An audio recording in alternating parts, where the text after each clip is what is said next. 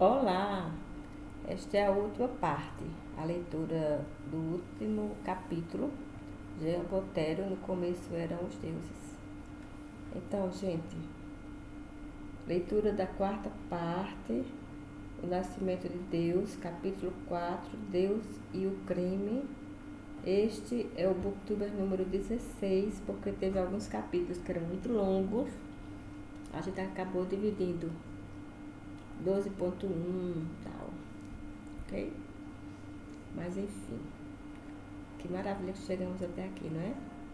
Inscreve-se no canal, por favor, dá essa moral ao nosso conhecimento.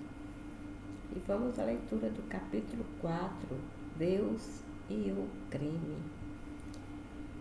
Se acreditarmos na Bíblia, o crime é um hábito inveterado do homem. Ele ritmou e comandou inicialmente a mais velha história, a era mítica, que mais de uma mitologia antiga imaginou, das origens do mundo até o momento em que, por meio de retoques mais ou menos amplos ou brutais, a imagem do universo e do homem foi levada. A imagem do universo e do homem foi levada ao estado que todos conhecemos, de memória universal, e começou a funcionar como desde então sempre funcionou.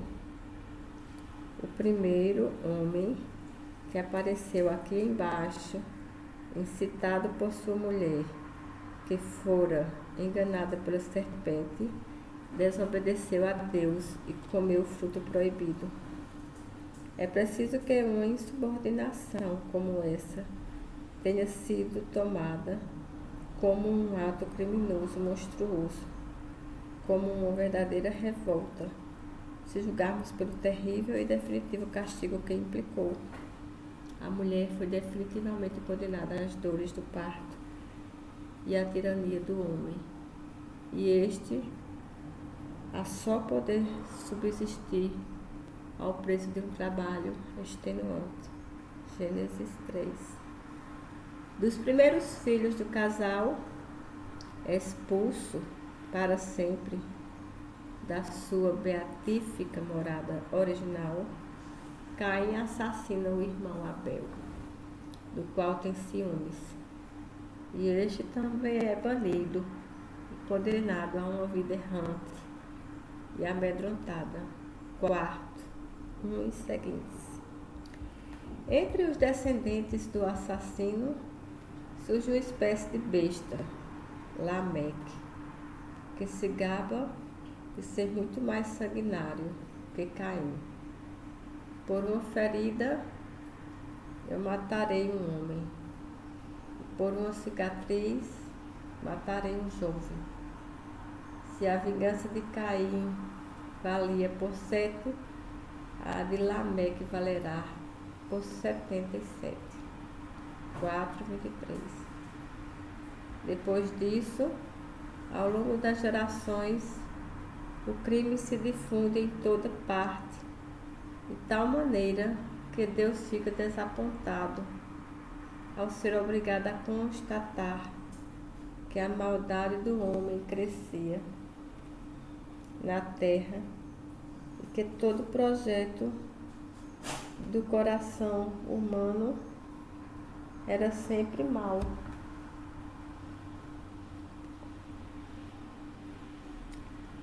E decide aniquilá-lo com o dilúvio, excetuando apenas o único justo, o único irrepreensível, Noé, salvo do cataclismo, com sua família em sua arca flutuante. 6:15-8. Passando o dilúvio, Cã, segundo filho do herói,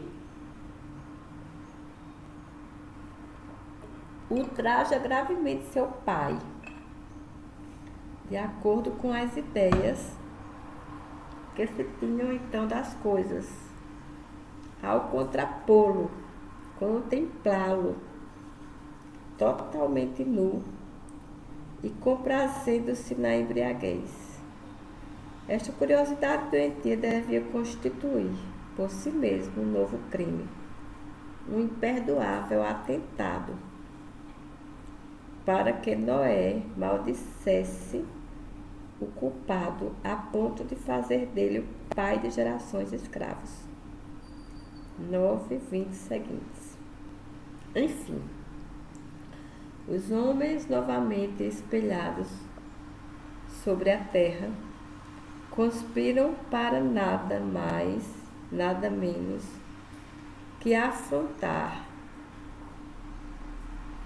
Deus em pessoa, alcançando-se assim para falar à sua altura, por meio de uma torre que lhes permitirá chegar até o céu. Simples começo de seus empreendimentos maléficos, como se nada mais pudesse freá-los. Na devastação de todos os interditos e na progressão do crime. É por isso que, confundindo e multiplicando suas línguas, Deus condena a não mais se entenderem uns aos outros, o que os predispõe a agredirem-se e matarem-se. 11. Essa é a sugestão. Essa sucessão arcaica, original e obstinada dos crimes passados. Portanto, em germe, os crimes futuros, sem número e sem termo, que leva Deus como desalento diante da súcia, malfeitora e perversa dos homens, a preparar unicamente para si uma comunidade restrita que será como Noé em seu tempo, a única justa, inocente e irrepreensível. Seu povo particular para longe, no início da era histórica, para buscar Abraão e trazê-lo ao teatro em que pretende vê-lo viver e proliferar-se, para tornar-se pai do povo de acordo com seu coração. 11:1 seguintes. Vê-se que, antes mesmo do início da história, o passado mais antigo do mundo, na perspectiva bíblica, não passou de uma sequência de catástrofes, comandadas a cada vez por crimes e pela repressão deles, pela reação legítima de Deus diante dos atos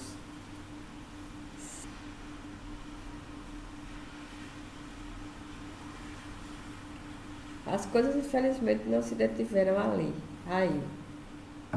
E o relato bíblico foi obrigado a registrar, no decorrer dos tempos históricos, uma nova e interminável série de ações criminosas, ora duramente castigadas, ora sem punição discernível, e até mesmo no seio do povo de Javé. Basta reler os detalhes das abominações de Sodoma e de sua destruição, o ciúme de Sara, que obriga Abraão a expulsar Agar, mãe de seu filho Ismael, sob o risco de condená-los à morte com esse afastamento, esse abandono, 21, 9 seguintes. Do estupro de Dina por Siquém e da cruel vingança de Simeão e Levi. 34. E assim sucessivamente, em uma longa litania. prolongada até o fim da Bíblia. Sequer o rei ideal, o nobre sedutor Davi escapa, quando depois de ter olhado do alto de seu terraço uma mulher muito bonita, tomando banho, e tê-la violentamente desejado e tornado mãe, livra-se hipocritamente do marido, fazendo com que coloque no centro de uma batalha sangrenta. Tudo se passa como se desde a primeira revolta criminosa do pai e todos os homens a má ação, com demasiada frequência, alçada a este superlativo, que é o crime, houvesse entrado em nossa natureza, tornando-se connatural a nós, infectando todos os homens, até mesmo os do povo eleito. Como observará muito mais tarde Coelet, filósofo, que via as coisas de cima. Deus fez o homem correto, mas o homem inventa muitas complicações. Eclesiastes 7, 29. Entretanto, não são o termo e a ideia de crime que dominam a Bíblia, mas os de pecado, cujo alcance não é de maneira alguma o mesmo. Como se para além do horror de selvageria, da violência, do excesso e da vergonha de cada crime relatado, se quisesse destacar com verdadeira razão de sua reprovação, de seu caráter de pecado, isto é, de recusa de obedecer a Deus, de rebelião contra sua vontade e, portanto, contra sua pessoa. Na Bíblia, a gravidade do crime não é tomada pelo lado de seu caráter inóbil, suportável e atroz, como espetáculo condenável, mas do lado de Deus, a quem simples e miserável criatura o homem resiste por meio de tal ato e contra quem se insurge e desafia. Antes de ser aos nossos olhos um crime, a ação criminosa na Bíblia é primeiramente condenada por Deus pelo fato de ser rebelião e pecado.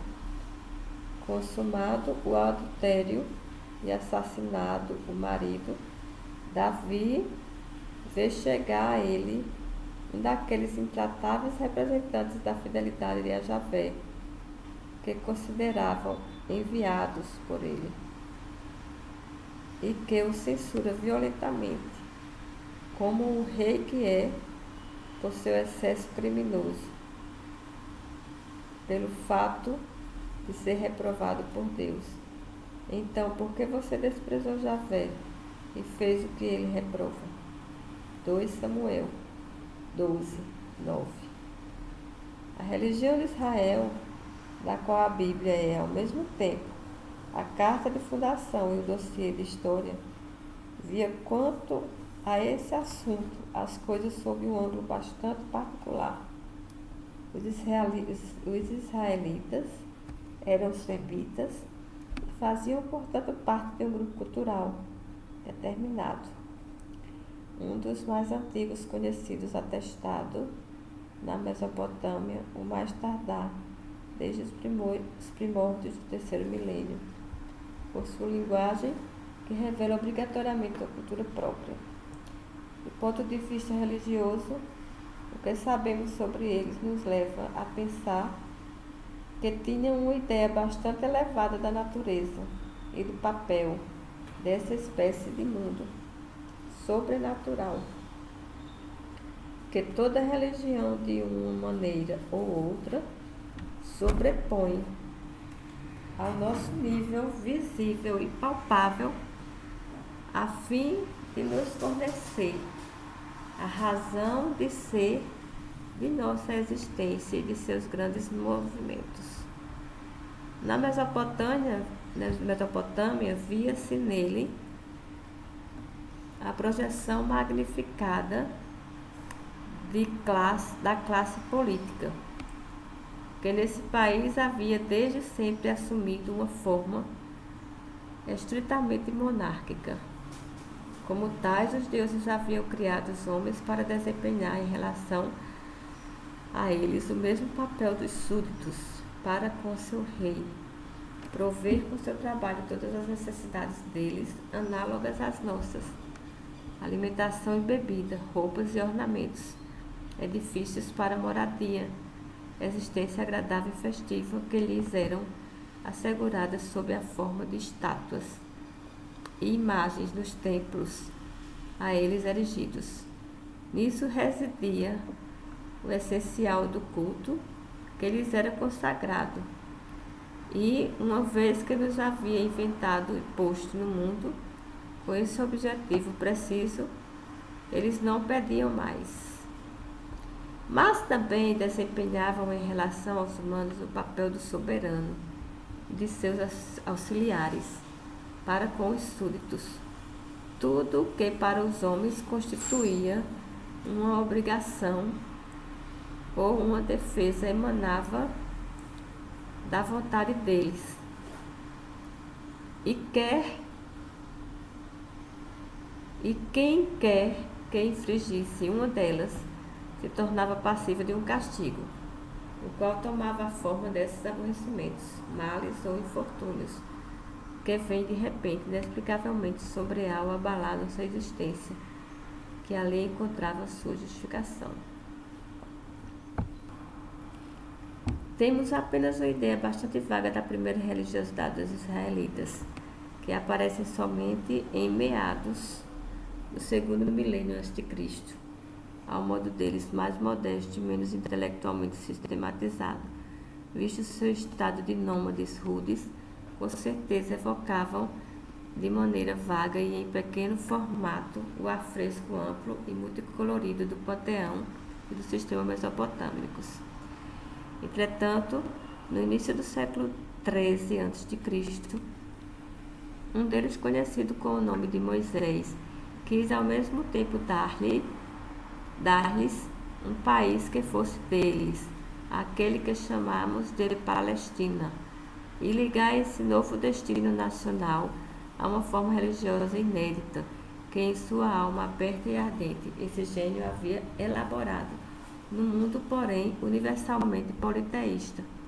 Ele preconizava que seu povo não devia se preocupar com os outros deuses, mas ligar-se a um só, de nome Javé, ao qual deveria permanecer sempre exclusivamente fiel, pois ele protegeria seu povo ainda frágil e asseguraria o sucesso das suas ambições territoriais e políticas.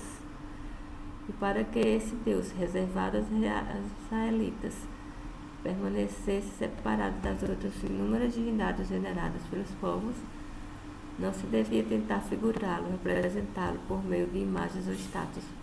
Bastava saber que ele existia e daria a mão ao seu povo, recorrendo a uma formalidade usual entre os antigos semitas. Moisés havia realizado e imaginava entre Javé e seu povo o verdadeiro pacto de aliança. O povo se comprometia a permanecer ligado exclusivamente a seu Deus, e esse último a apoiá-lo contra ventos e marés. Nova e admirável invenção de Moisés, decididamente a contracorrente de tudo que se fazia em toda parte. O apego de seu povo ao seu Deus não se manifestaria, como ocorria entre outros povos, inclusive mesopotâmios e outros semitas, por meio de um serviço de bem e provisões materiais, templos magníficos, roupas e ornamentos de valor, bentos e outros requisitos, mas unicamente pela conduta e obediência exclusiva e total a uma espécie de código moral, algo como aquele que a Bíblia conservou para nós e que chamamos de bom grado de decálogo. Eu sou Javé, seu Deus, não tenha outros deuses além de mim. Não faça para você ídolos, não se prostre diante desses deuses, nem sirva a eles, porque eu, Javé, seu Deus, sou um Deus ciumento. Não pronuncie em vão o nome de Javé, seu Deus, porque Javé não deixará sem castigo aquele que pronunciar o nome dele em vão. Lembre-se do dia de sábado para santificá-lo. Trabalhe durante 6 dias e faça todas as suas tarefas. No 7º dia, porém, é sábado de Javé, seu Deus. Honre seu pai e sua mãe. Não mate, não cometa adultério, não roube, não apresente testemunho falso contra o seu próximo. Não cobice a casa do seu próximo, nem a mulher do próximo, nem o escravo, nem a escrava, nem o boi, nem o jumento, nem coisa alguma que pertença ao seu próximo. Êxodo 22:17. Essa polarização ética de toda a atividade religiosa desenvolveu um sentimento agudo das obrigações. No tempo em que o mundo, e muito menos esse povo singular, ainda não estava nem de longe desencantado, e em que a religião acompanhava e recobria todo o campo da atividade humana, ainda mais entre aqueles que sentiam o sobrenatural tão profundamente mesclado à sua história, qualquer infração do código moral e daquilo que ele implicava em detalhes para além de suas grandes rubricas, qualquer transgressão era estimada e julgada de saída em virtude do critério fundamental que a ligava à vontade de Deus e às obrigações para com ele baseadas na aliança e em seu pacto fundador. Conforme essa vontade e esse código, tal ação era regular e própria do que Deus esperava do seu povo. Caso contrário, em qualquer que fosse o domínio da conduta, ela constituía, antes de tudo, um pecado. Era primeiramente por esse viés que suscitava reprovação e condenação. A prioridade de um critério de uma proscrição desse tipo foi ao longo dos séculos consideravelmente forçada na consciência dos israelitas pela evolução do seu próprio destino e pela explicação que dela era dada pelos fiéis mais sobejos de Javé, aqueles que eram chamados de profetas por vocação, renidos defensores do integrismo religioso, dilacerado após um momento de glória por terríveis dissensões internas e tristes fracassos políticos. O povo de Israel se via o que era ainda pior, como vítima regular e impotente das impiedosas invasões conquistadoras empreendidas pelos formidáveis mesopotâmios. Ora, repetiam desafiadoramente os profetas, isso tudo era apenas o castigo prometido por Javé às incessantes transgressões.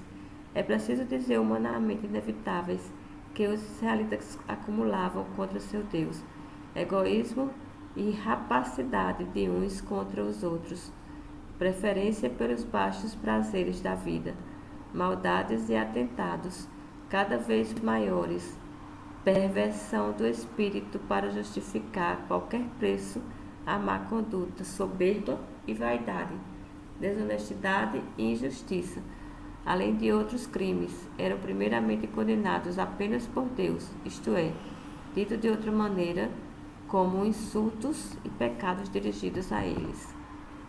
Ai daqueles que juntam casa com casa e emendam campo a campo, até que não sobre mais espaço e sejam os únicos a habitarem no meio do país. Ai daqueles que madrugam procurando bebidas fortes e se esquentam com o vinho até anoitecer. Em seus banquetes eles têm harpas, liras, tambores e flautas, e vinho para suas bebedeiras. Ai dos que arrastam a culpa com cordas de bois e o pecado com tirantes de uma carroça. Ai dos que dizem que o mal é bem e o bem é mal, dos que transformam as trevas em luz e a luz em trevas, dos que mudam o amargo em doce e o doce em amargo. Ai dos que são sábios a seus próprios olhos e inteligentes diante de si mesmos. Ai dos que são fortes para beber vinhos e valentes para misturar bebidas, dos que absorvem o injusto a troco de suborno e negam fazer justiça ao justo. Isaías 5, 8, 23. Era esse o tom do discurso. E pode-se compreender sem dificuldade como ele podia obliterar inteiramente o campo da consciência ao implantar nele a ideia central do pecado, quaisquer que fossem os efeitos propriamente judiciários dos delitos e dos crimes, da alçada do poder civil. A Bíblia praticamente não aborda esse tema. A conduta tinha apenas um único juiz, supremo e sem recursos: Deus. E o peso, o perigo, o prejuízo, a abominação das más ações e dos crimes tinham menos importância que sua ignomínia essencial, a recusa de obedecer-lhe que o obrigava, uma vez que ele era absolutamente justo, a vingar-se sem falta, infligindo um infortúnio. As coisas foram tão longe que um verdadeiro crime aos nossos olhos podia, comandado por Deus, ser tomado como uma ação admirável e heróica. É o sentido da história do assassinato de seu filho, exigido de Abraão por Deus. Deus pôs a Abraão à prova e lhe disse: tome seu filho, seu único filho Isaque, a quem você ama. Vá à terra de Moriá. Ofereça-o aí, em holocausto, sobre uma montanha que eu vou lhe mostrar. Gênesis 21, 1 e 2. É claro, como é dito com todas as letras, que Deus queria apenas pôr à prova a obediência e a devoção de Abraão. Mas este partiu imediatamente se pestanejar para a devoção, para executar essa ordem atroz. E seu braço se deteve no final, no momento em que, sem delongas, no momento em que erguia a faca para matar o filho, não é menos verdade que ele havia esquecido, sem delongas, sem dizer palavras, sem hesitar, aquela ordem tão objetivamente criminosa. Tudo se passa como se na Bíblia, do começo ao fim, a exclusiva unidade de peso na balança das ações humanas houvesse sido não o sentimento do direito, escrito ou não, mas a vontade de Deus. E como se, por mais terrível, inumano, odioso ou atroz que fosse, o crime houvesse assumido e conservado sua significação intrínseca de ato a ser de pecado, incorporada por meio da mensagem do cristianismo, a própria raiz da nossa civilização, semelhante convicção pesou bastante na formação de nossa consciência e nesse extraordinário senso do pecado, que invadiu, ainda que se desvie com demasiada frequência na direção de um certo juridismo tão distante da religiosidade autêntica. E assim terminamos as 186 páginas. Obrigada por ter ficado conosco até o final. O livro tem como anexo um mapa do Império dos Reis da Acádia, reino de Hammurabi da Babilônia, capital dos principais reinos. Espero que você tenha gostado. Espero que você tenha entendido. Desculpas pela minha forma de leitura, só minha. Aqui eu estou praticando apenas o ato de ler. E aí eu compartilho com você que não tem tempo de ler o texto todo a ouvi-lo. Assim mesmo, mas é feito com a maior dedicação. Então, inscreve-se no canal, curta, comenta e compartilha. E vamos lá!